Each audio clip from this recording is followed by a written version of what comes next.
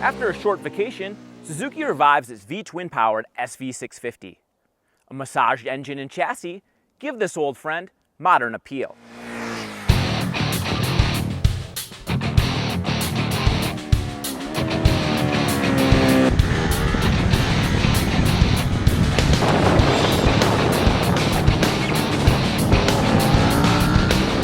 If you ever spent any time on the old Suzuki SV650, all the great attributes about that motorcycle, how easy it is to ride, how fun it is, how versatile it is, how affordable it is alive and well in this motorcycle.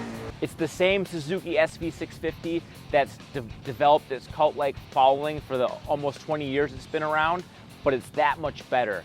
The engine modifications they made just enhances the experience. The engine is more playful, a little bit more sporty, peppier at pretty much, I wouldn't say all RPM, but definitely at the mid to top, it definitely is peppier, accelerates a little harder. I was totally surprised how Suzuki was able to nail the throttle response on this motorcycle. Even though it doesn't have true ride-by-wire, you'd never even be able to tell the difference. The throttle response is so organic, it's so natural. It really makes riding fun, and you can really harness the power of the engine, just feel connected to it. It delivers a much more natural experience from the engine to the throttle than even much more expensive bikes do. So props to Suzuki for really nailing that in.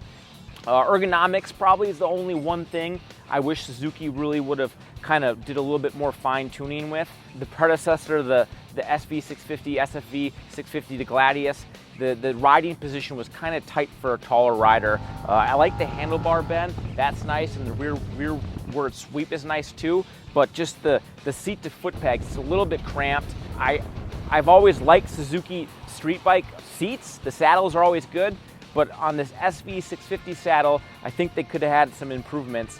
We only went on a 120, 130 mile ride today, and it was really causing me some discomfort. I also don't like how the seat is slanted. It's got a big slant in the rearward cup of it, so it really puts a lot of your weight towards the front of the bike, and really it doesn't allow you to scoot back. Usually taller riders like to scoot back because it creates a little bit more legroom in the cockpit, but the curvature of the seat doesn't allow that, and it just makes the seating position a lot less comfortable than it should be. Another thing I really like about this motorcycle is just the way that the chassis is. I mean, aesthetically, I really wish Suzuki would have put an inverted fork on it just to make it kind of more sporty, give it, more of a 21st century look. But in action, you really can't fault that fork. Fork, suspension, chassis, frame swing arm, when you're going around corners, it is crazy how connected you feel to the road.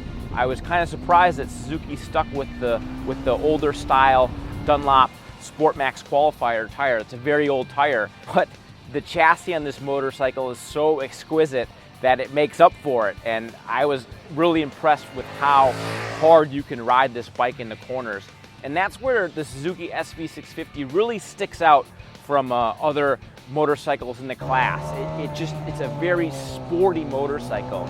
If you spend a lot of time carving canyons, doing track days, ripping around the racetrack, and you don't want to spend a whole lot of money, you want to stick it at a $7,000 price point, this Suzuki SV650 is going to be the bike you're going to want to ride, just because it is so sporty, it is so fun, it's so organic feeling that when you're riding that thing, you literally feel like you're almost riding a GSXR sport bike. It just has all the right sounds, all the right senses, and it really makes riding fun.